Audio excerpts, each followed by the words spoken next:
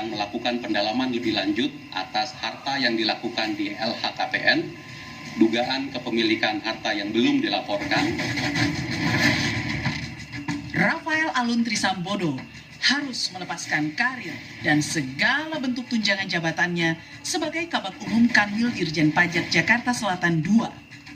Pejabat eselon 3 ini kini menghadapi 2 pemeriksaan, yakni pemeriksaan internal Itjen Kementerian Keuangan dan pemeriksaan di KPK untuk menjelaskan asal-muasal kepemilikan harta dan barang mewah miliknya yang tak tercantum di LHKPN.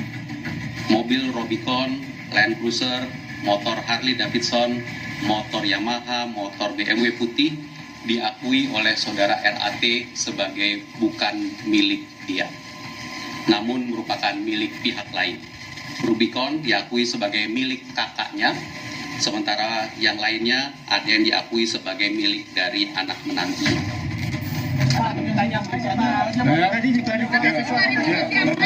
Bisa ditanyakan kepada KPK. Pak Rafael, empat perusahaan selain yang di wilayah saya. Anak bapak ternyata Pak, anak bapak suka berantem dari dulu Pak. Itu udah di Twitter udah banyak Pak. Apa benar Pak? Mbak, saya sudah sampaikan itu, sudah ya. Permisi, saya sudah lelah dari pagi sampai ini. Tolong kasihan saya ya. Saya sudah lelah.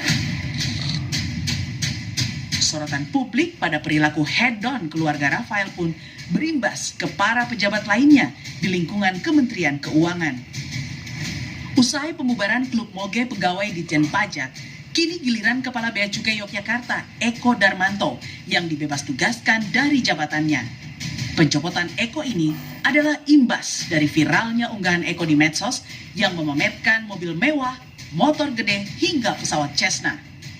Saya telah menginstruksikan kepada tim Inspektorat Jenderal Kementerian Keuangan bersama Direktorat Jenderal Bea dan Cukai untuk menindaklanjuti dengan investigasi dan penelitian lebih lanjut atas perilaku, kecocokan harta, dan utang dalam LHKPN, dicocokkan termasuk dengan laporan SPT pajaknya, serta mendalami pelanggaran etika dan disiplin saudara Edi kepada Dirjen Bea Cukai untuk melakukan pembebas tugasan pencopotan dari jabatan. Apapun di media sosial, Anda tahu bahwa Anda tidak sebagai individu.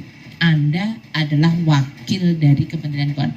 Meskipun itu harta Anda pribadi, Anda dapat dari kerja keras, tapi Anda tahu bahwa persepsi publik terhadap bendahara negara seperti kita itu sensitif.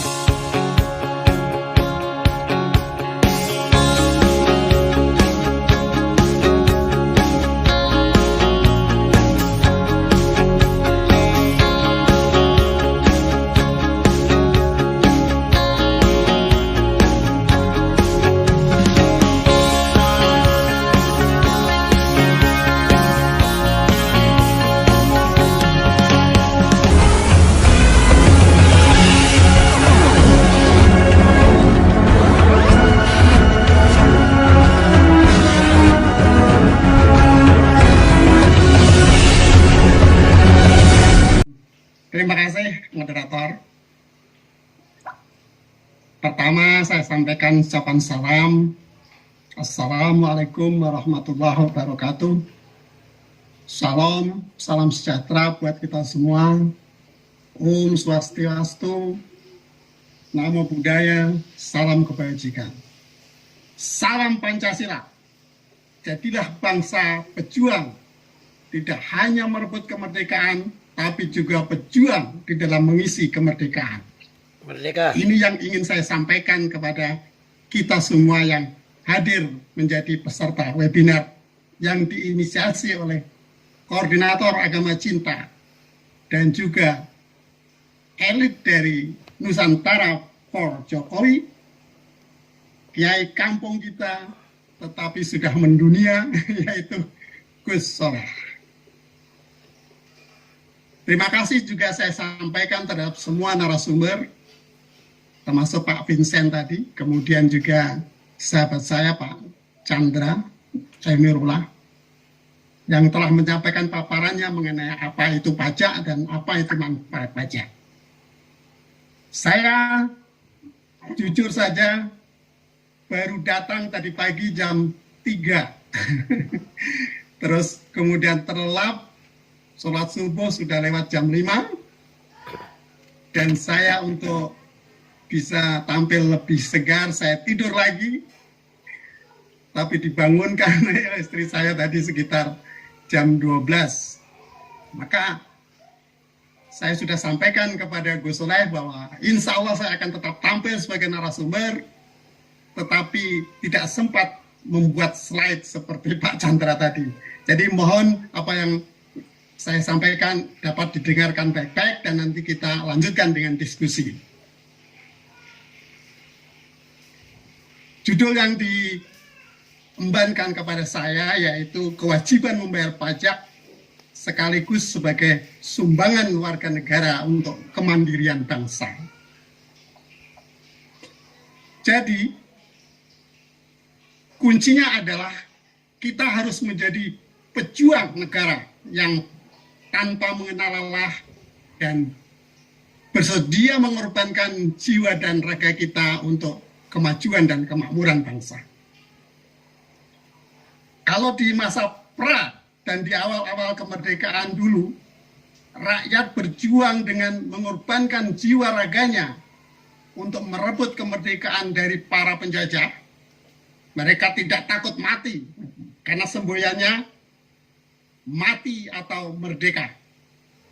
Maka sudah wajarlah kalau sekarang semua warga negara tetap memiliki jiwa pejuang tersebut untuk bersama-sama mengisi kemerdekaan, meraih tujuan negara dengan apa? Dengan membayar pajak. Tidak perlu mengorbankan jiwa raga, tidak perlu kita pergi berperang, bertempur, kemudian jiwa kita siap melayang untuk negara. Tidak perlu.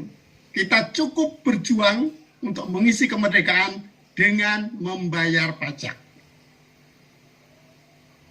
Bangsa yang mandiri adalah bangsa yang mampu membangun negaranya dengan kemampuan dan kekuatan sendiri tanpa berutang ataupun menerima bantuan dari negara lain, baik berupa dana ataupun teknologi.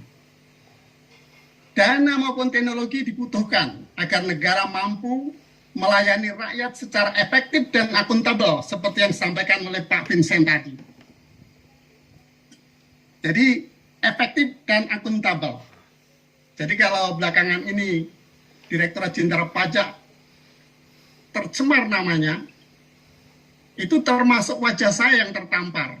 Karena saya juga bernaung di bawah Kementerian Keuangan dulu sebelum pensiun. Begitu juga Pak Amirullah. Oleh karena itu, saya ingin mengembalikan citra Kementerian Keuangan di hadapan kita semua. Melayani rakyat dengan efektif dan akuntabel artinya mampu memungut pajak sebesar-besarnya, juga mampu mengalokasikan pajak untuk belanja negara sebesar-besarnya secara efektif dan dapat dipertanggungjawabkan. Jadi tidak seperti tema yang diangkat kita, pajak dari rakyat untuk rakyat, tapi sekarang banyak terbuka pejabat-pejabat kita, termasuk anak dan istrinya, berfoya-foya, padahal dia adalah petugas yang seharusnya mengemban amanah bangsa dan negara untuk memungut pajak dan juga mengelola pajak yang akuntabel. Tetapi baiklah, saya tidak akan menyinggung 300 triliun transaksi yang mencurigakan yang dilaporkan PPATK kepada Menko Polhukam, yang sudah diklarifikasi oleh Sri Mulyani bersama Pak Mahfud bersama PPATK, bahwa 300 triliun itu bukan korupsi, tapi pencucian uang. Nah, pada pencucian uang itu dalam undang-undang anti korupsi juga termasuk dalam kategori korupsi. Nah, tetapi sayangnya laporan PPATK kepada Kementerian Keuangan itu beda dengan laporan PPATK yang disampaikan kepada KPK dan Menko Polhukam, termasuk aparat penegak hukum. Jadi, wajarlah kalau Menteri Keuangan lalai atau katakanlah tidak mengambil perhatian yang serius, karena laporannya memang jauh berbeda.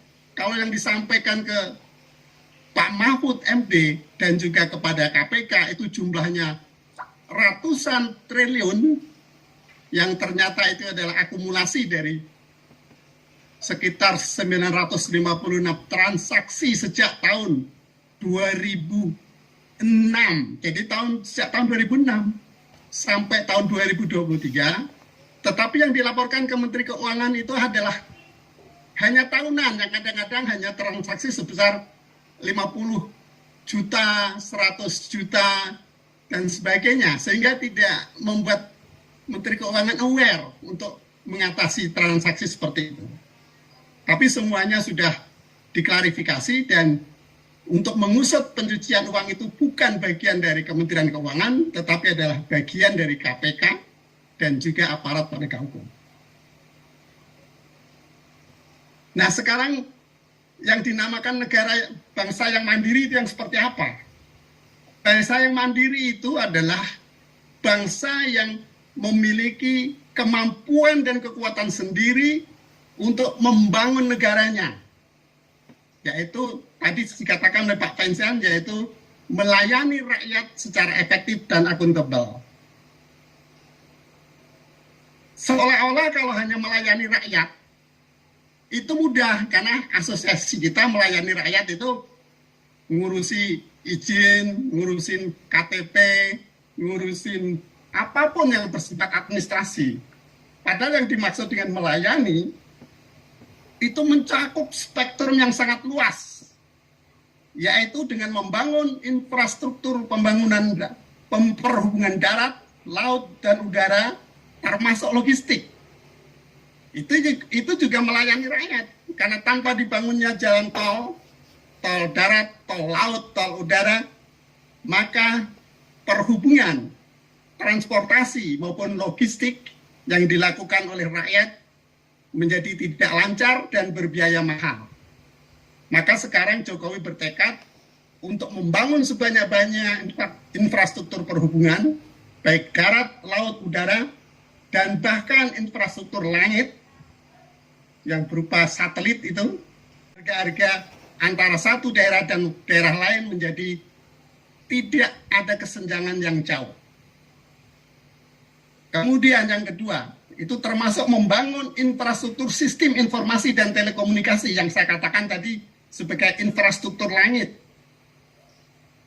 Belum pernah Indonesia memiliki jangkauan internet yang hampir mencakup 100%, seluruh operasi bakti telekomunikasi itu selesai, maka targetnya tahun 2024 tidak ada satu jengkal pun tanah di tanah air itu yang tidak terlayani oleh sinyal internet. Tetapi faktanya tadi malam saya tersesat ke dalam hutan, jalan sempit-sempit di dalam hutan, itu yang ternyata tidak ada sinyal di sana. Jadi ini masih belum tercapai yang namanya 100%, karena saya sudah tersesat, tidak ada sinyal, menggunakan GPS nggak bisa. Waduh, kita benar-benar tadi malam itu masuk ke wilayah horor. Bensin hampir habis lagi. Kemudian yang ketiga adalah membangun infrastruktur pendidikan dan kesehatan. Nah, ini sangat penting. Karena apa? Indeks pembangunan manusia Indonesia ini ternyata paling rendah di dunia, kecuali di negara-negara miskin ya. Itu kita masih menang di negara miskin. Tapi kita malu di antara negara ASEAN, malu di antara negara Asia. Itu kita sungguh indeks pembangunan manusia kita itu sangat rendah. Nah, kualitas manusia itu ditentukan oleh tingkat pendidikan, tingkat kesehatan, juga tingkat kesejahteraan ekonominya.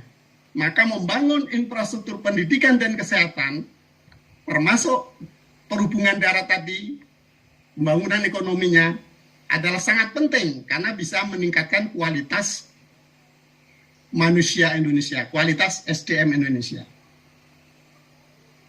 Kemudian membangun infrastruktur pertanian agar kita swasembada pangan dan mampu memproduksi pangan untuk diekspor. Membangun infrastruktur industri dan pertambangan, nah itu sudah pasti.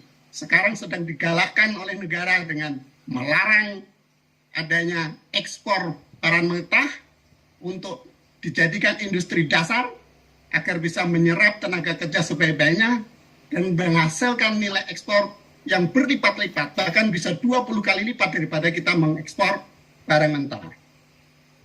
Kemudian selanjutnya adalah membangun infrastruktur pertahanan dan keamanan. Ini sangat penting karena dunia selalu berada dalam tidak kepastian. Sekarang perang Ukraina dan Rusia sudah lewat 1 tahun, tidak ada tanda-tanda berhenti, dan ancaman terjadi perang antara Amerika dan China yang sudah pasti akan menggunakan wilayah Laut Natuna Utara, atau orang Cina bilang Laut Cina Selatan, menjadi ajang pertempuran. Kalau itu terjadi, maka seperti diramalkan oleh intelijen yang menulis buku The Ghost Fleet, maka Indonesia akan musnah. Seperti pernah dikatakan oleh calon Presiden Prabowo saat Pilpres 2019, bahwa kalau terjadi perang antara Amerika dan Cina di Laut Cina Selatan atau Laut Natuna Utara, maka Indonesia akan musnah.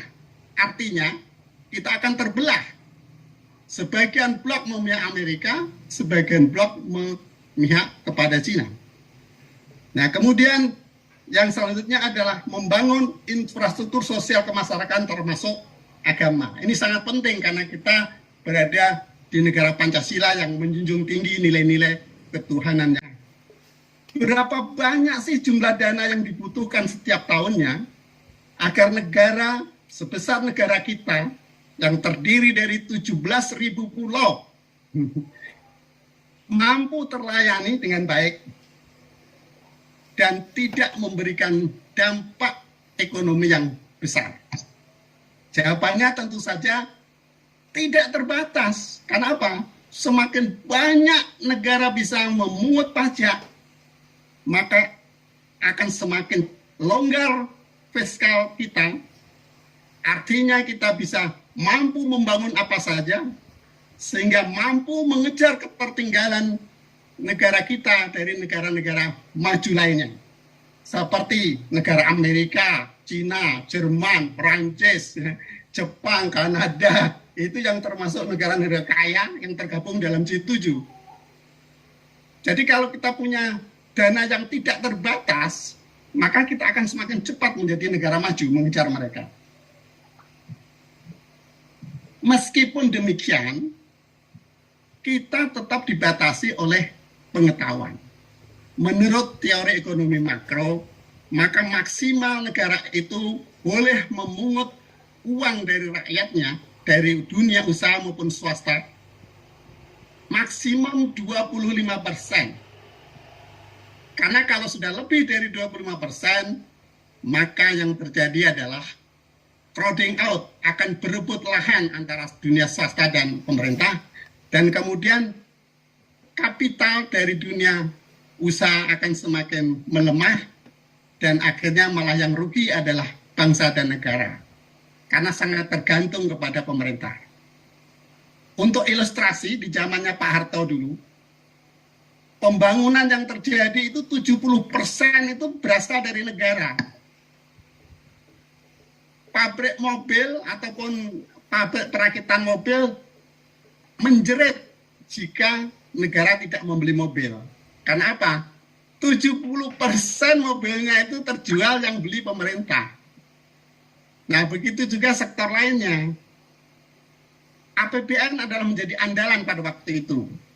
Karena banyak rakyat maupun dunia usaha swasta yang belum memiliki kapital yang cukup. Sehingga masuklah modal-modal asing. Yang akhirnya pada awal-awal pemerintahan Jokowi, komposisi itu terbalik. maka dunia usaha lah yang lebih berperan. Sekarang ini dapat dikatakan kita itu hanya 10-15% membentuk produk domestik bruto, yaitu dari PDB sebesar 20 triliun, APBN kita itu nggak sampai 3 triliun, penerimaan pajak kita kurang lebih hanya 2 triliun. Jadi sekarang terbalik, yang banyak berperan di dalam membangun ya usaha. Nah kemudian faktanya seperti apa? Ternyata faktanya dari produk domestik bruto yang kurang lebih 20 triliun itu, yang seharusnya menurut ilmu ekonomi makro kita bisa memungut pajak sampai 5 triliun atau 25% dari 20.000 triliun itu. Tapi faktanya kita hanya mampu memungut pajak hanya 2.000 triliun, alias masih jauh panggang dari api. Antara seharusnya 5.000 kita harus mampu, kita baru bisa memungut 2.000 triliun. Itu mengapa? Karena tax ratio kita masih rendah. Nah itu seperti yang disampaikan oleh Pak Chandra Emirullah tadi. Mengapa kita masih harus utang? Karena apa? Pendapatan pajak kita ini hanya bisa menutup belanja rutin, belum bisa untuk mencukupi belanja pembangunan, alias kita kekurangan biaya, maka kita berutang. Nah, syukurlah utang-utang kita itu 90% sekarang utang dari rakyat sendiri. Artinya utang yang diambil dari penjualan surat berharga negara dan surat berharga negara syariah, yang sebagian besar yang membeli adalah bangsa kita sendiri melalui perbankan. Sehingga tidak banyak risiko kurs jika kita harus membayar utang, harus mengembalikan utang kepada kreditur-kreditur bangsa sendiri. Jadi ingat, kalau kita mau menjadi negara yang mandiri, maka kita harus mampu memungut 25%. Nah, faktanya apa? Tax ratio Indonesia ini nomor 3, tapi nomor 3 paling rendah, yaitu di atas Laos dan Bhutan. Nah, sedangkan di antara negara ASEAN, tax ratio kita ini paling rendah. Hanya sekitar 10%, malah kadang-kadang turun jadi 9,8%. Negara ASEAN sudah memiliki tax ratio rata-rata 19%. Apalagi jika dibandingkan negara-negara OECD, yaitu negara-negara yang bergabung di dalam kerjasama ekonomi dan pembangunan, yang terdiri dari 38 negara di dunia. Itu mereka memiliki tax ratio di atas 30%, yaitu rata-rata 33%. Walaupun menurut ekonomi makro maksimum 25%. Negara OECD tidak peduli. Banyak rakyatnya yang menjerit. Seperti contoh negara-negara di Eropa. Itu pajak penghasilan mereka itu rata-rata 40%. Nah, di negara kita baru dikenakan pajak penghasilan 10% itu sudah pada protes. Jadi jangan kira di negara maju itu tidak ada pajak. Pajaknya justru luar biasa. Kalau kita dapat gaji 100, yang 40 untuk negara, 60 hanya untuk kita. Tetapi apa yang terjadi? Anak-anak terlantar, orang-orang miskin, orang-orang tua, panti, dijamin hidupnya, dipelihara di panti jompo, panti asuhan anak dengan fasilitas yang mewah. Saya melihat sendiri waktu saya ke Eropa itu mereka itu seperti tinggal di hotel, makannya juga dengan lauk pauk yang sangat mewah, kemudian juga di atas meja yang bagus, di atas piring dan gelas yang bagus layaknya kita makan minum di sebuah hotel. Lain di panti jompo di negara Indonesia, piring kaleng. Paling lauknya yang paling tinggi telur. Itu mungkin Gus Soleh pernah melihat itu. Jadi panti jompo di Indonesia itu menyedihkan. Jadi panti jompo di Indonesia itu kakek dan nenek itu sedih kalau tidak dikunjungi anak-anaknya. Tapi kalau mereka yang tinggal di panti jompo di negara-negara OECD itu malah bahagia, senang. Karena apa? Ya, hidup dirawat, makan gratis, dan itu semua adalah dari hasil pajak yang dipungut kepada orang-orang yang masih bekerja dengan aktif walaupun tarifnya tinggi. Nah, mengapa tax ratio kita paling rendah di ASEAN ataupun di negara dunia malah? Karena tadi saya katakan nomor 3 terendah di dunia. Karena apa? Pertama adalah mentalitas. Mentalitasnya ada dua pihak. Mentalitas pemungut pajak dan juga mentalitas pembayar pajak. Jadi janganlah dengan peristiwa Mario Dendi itu dengan kasus orang tuanya Rafael yang ternyata memiliki deposit box yang nilainya belasan miliar dan rekeningnya di 11 rekening itu mencapai sekitar 500 miliar. Itu juga mentalitas. Sebenarnya mentalitas yang bobrok dari pemungut pajak itu juga ada di semua kementerian. Jadi tidak hanya di Direktorat Jenderal Pajak atau Bea Cukai. Ya mainannya teman-teman di Dijen Pajak otomatis memainkan tarif pajak. Cincai-cincai. Utang pajak 100, suruh bayar saja 25. Nanti yang 25 untuk petugas pajak.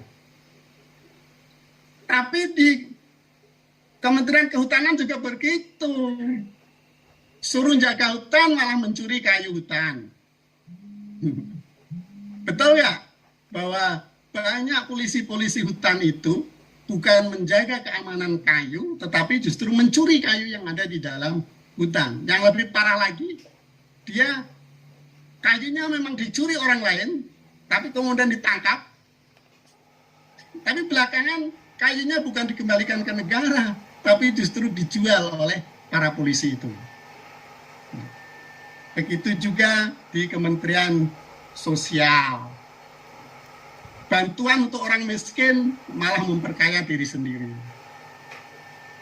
Kasus sudah banyak terjadi. Kemudian di Kementerian Agraria atau BPN, mengurus sertifikat dipersulit sehingga rakyat menjerit, rela keluar uang berjuta-juta.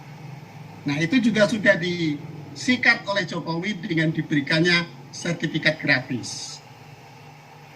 Kemudian di sektor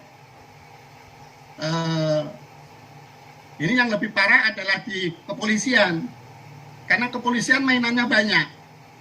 Kalau di kehutanan hanya mainan kayu hutan, di pajak hanya tarif pajak, penerimaan pajak, kemudian di sosial hanya bantuan-bantuan orang miskin. Kalau di polisi di semua sektor, ya mainannya banyak. Makanya jangan heran kalau ada kasus Ferdy Sambo. Tapi yakinlah bahwa Allah itu tidak pernah tidur dan selalu melihatkan sesuatu yang benar itu adalah hak, sehingga kita semua bisa meneladaninya, dan yang berbuat salah itu adalah batil, supaya kita semua bisa menghindarinya. Nah, begitu juga penganiayaan Mario Dendi kepada David, itu tidak terlepas dari campur tangan Allah Subhanahu wa Ta'ala yang ingin membuka topeng-topeng kebaikan dari orang-orang yang hedon tadi, sehingga akhirnya terbongkarlah semua kasus, tidak hanya kasus Rafael, tapi juga 69 pejabat keuangan lainnya yang sekarang menjadi pasiennya KPK.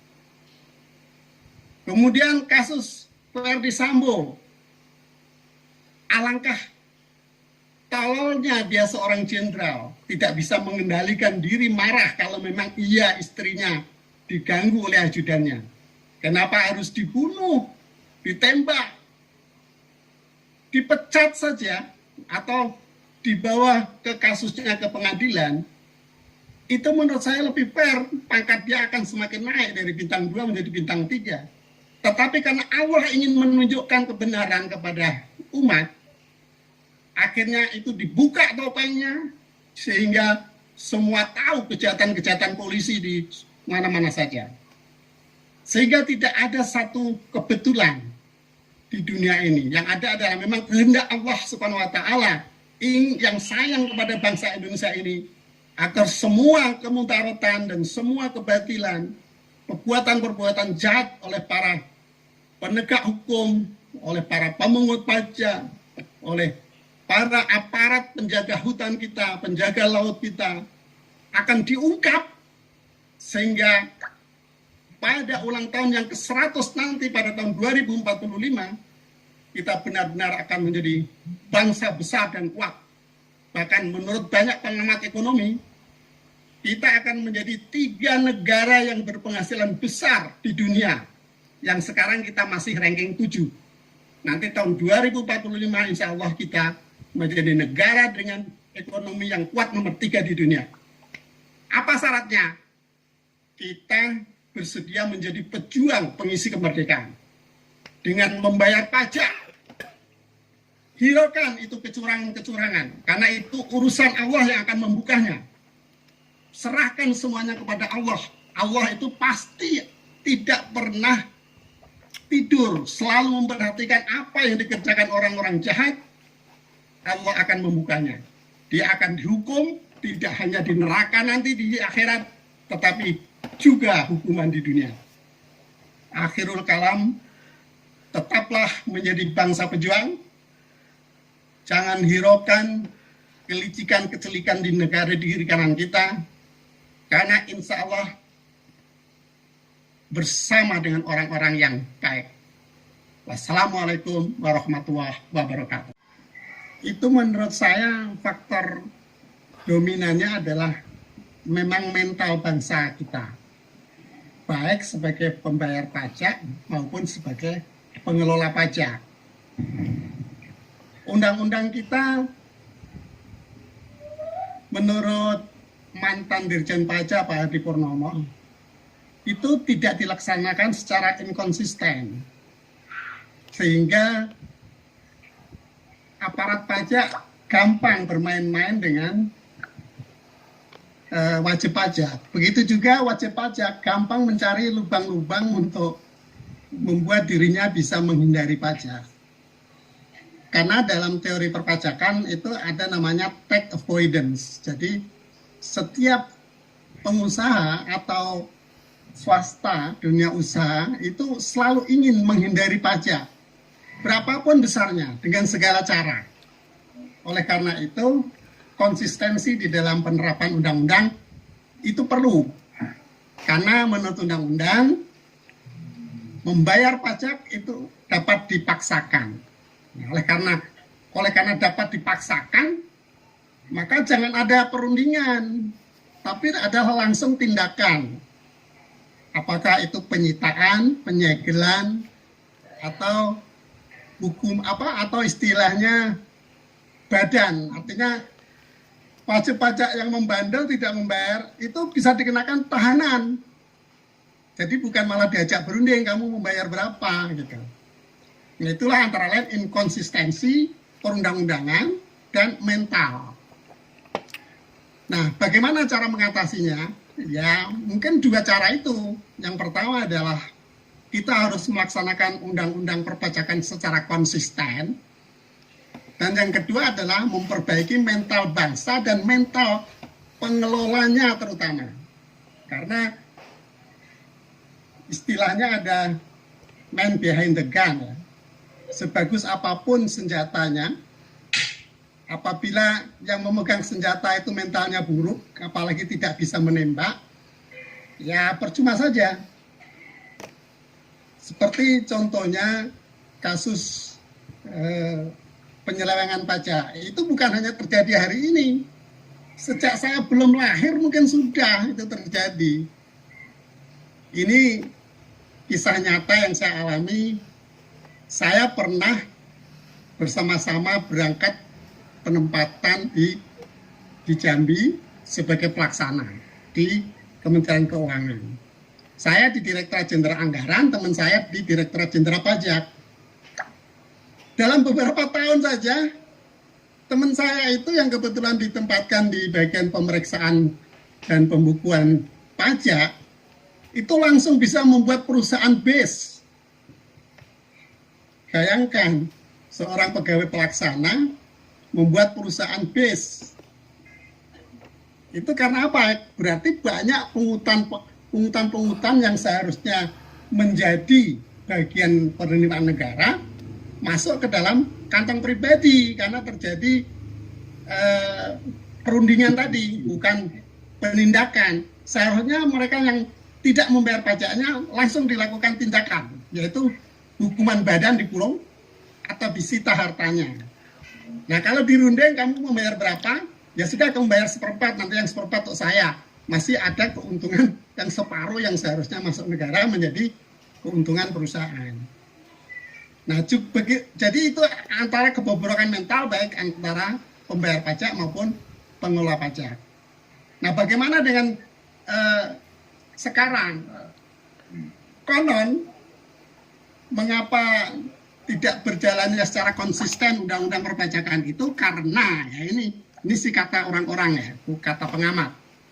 Karena kedudukan Direktorat Jenderal Pajak berada di bawah Menteri Keuangan. Seharusnya Direktorat Jenderal Pajak itu menjadi sebuah badan independen yang berada langsung di bawah kekuasaan Presiden. Nah, di mana Presiden bisa mengawasi langsung mengenai konsistensi pelaksanaan undang-undang. Nah, sekarang ini Menteri Keuangan kan urusannya bejibun. Apalagi beliau menyatakan bahwa sekarang ini dia merangkap 30 jabatan. Bayangkan apa yang bisa dilakukan seseorang dengan demikian banyak urusannya. Sehingga berkembang keinginan agar Direktorat Jenderal Pajak itu menjadi badan tersendiri yang langsung di bawah Presiden. Tapi itu pun belum menjadi sebuah jaminan bahwa tidak akan terjadi penyimpangan pajak. Penyimpangan pajak itu pasti akan terus terjadi selama mental bangsa ini, mental pembayar pajak dan mental pengelola pajak tidak diperbaiki. Ada sebuah teori bahwa mental yang bobrok itu bisa disiasati dengan sistem yang baik. Kalau menurut saya dua-duanya harus diperbaiki. Sehingga nanti semua perusahaan itu harus bisa langsung diawasi oleh sebuah sistem yang menggunakan kecerdasan buatan yang bisa memonitor gerakan-gerakan dari transaksi di setiap perusahaan. Nah, kalau dengan begitu, kemudian pemungutannya itu juga dilakukan oleh sistem, bukan oleh orang. Karena kalau oleh orang, bisa saja terjadi perundingan, cincai-cincai katanya. Nah, menurut saya itu yang akan bisa memutus mata rantai mental yang buruk dengan sistem ataupun, nah itulah makanya Jokowi berkeras membangun ibu kota negara baru, bukan hanya gedung-gedungnya atau orang-orangnya yang dipindahkan ke Kalimantan, tetapi adalah membangun budaya kerja baru untuk para aparatur negara dan membangun mentalitas bangsa yang baru untuk masyarakatnya. Jadi kuncinya itu dua, Mbak, ya. Konsistensi terhadap undang-undang dan juga perbaikan mentalitas baik pembayar pajak maupun pengelola pajak. Selama kita tidak memiliki jiwa berjuang, ya sejak dulu Indonesia sebelum ada kasus-kasus ini, penerimaan pajak memang rendah. Jadi jangan dikatakan baru sekarang, udah sejak dulu. Jadi ada kasus Gayus, ada kasus yang sekarang Rafael, itu sama saja. walaupun dia dihukum tidak dihukum, itu tax ratio kita juga tetap rendah selama tidak ada konsistensi dalam pelaksanaan undang-undang dan tidak ada perbaikan mental yang baik. Terima kasih. Sekali lagi saya tekankan di sini, jadilah pejuang bangsa untuk mengisi kemerdekaan dengan membayar pajak. Jangan pernah mengkritik pemerintah banyak utang kalau dia sendiri tidak membayar pajak, karena satu-satunya penyebab negara berutang adalah terjadi selisih antara kebutuhan dengan pendapatan pajak. Nah, itu terbukti bahwa tax ratio kita rendah. Maka jangan tanyakan apa yang didapatkan dari negara, tapi bilanglah apa yang bisa aku berikan kepada negaraku. Itulah jiwa seorang pejuang, sama dengan kakek nenek kita yang memperjuangkan kemerdekaan. Kemudian terkait dengan pertanyaan Mbak Mona Lisa tadi, bahwa sebenarnya harus diakui tax ratio Indonesia yang rendah adalah selain mentalitas pembayar pajak dan juga pengelola pajak yang tidak jujur, juga karena memang administrasi perpajakan kita masih belum sempurna. Seperti diketahui bahwa besarnya pendapatan pajak itu berhubungan langsung dengan jumlah wajib pajaknya. Negara-negara maju, pendapatan pajak langsung, artinya yang berupa pajak penghasilan, itu jumlahnya jauh lebih tinggi daripada jumlah pendapatan pajak tidak langsung, seperti pajak penjualan, bea cukai, dan lain-lain. Tapi ternyata di negara kita, jumlah pendapatan pajak langsung atau pajak penghasilannya itu masih jauh lebih rendah dibandingkan pendapatan pajak tidak langsung. Itu indikasi bahwa penatausahaan atau administrasi perpajakan kita masih lemah. Dari 270 juta warga negara Indonesia yang sudah menjadi wajib pajak, itu nggak sampai 20 juta. Maka ironis sekali, seharusnya dari 270 juta, orang dewasanya yang menjadi wajib pajak adalah 85 juta. Nah, sekarang dengan istilahnya ada intensifikasi wajib pajak menjadikan nomor induk kepegawaian sebagai NPWP, sudah ada tambahan 23 juta